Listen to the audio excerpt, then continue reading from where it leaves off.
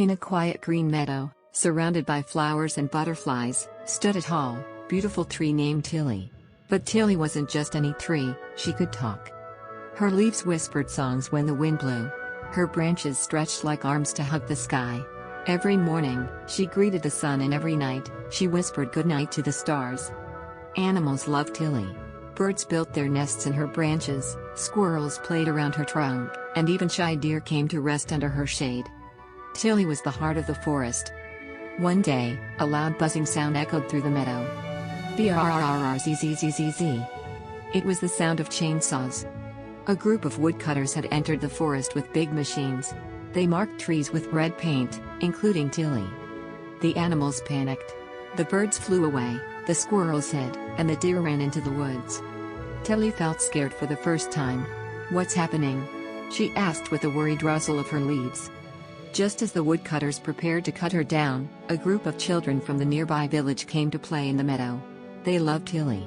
They climbed her, read books under her shade, and shared their secrets with her. That day, as the children approached, they saw the red mark on her trunk.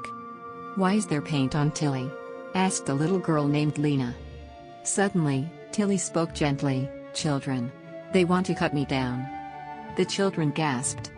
"You can talk?" Lena whispered. "Yes," said Tilly.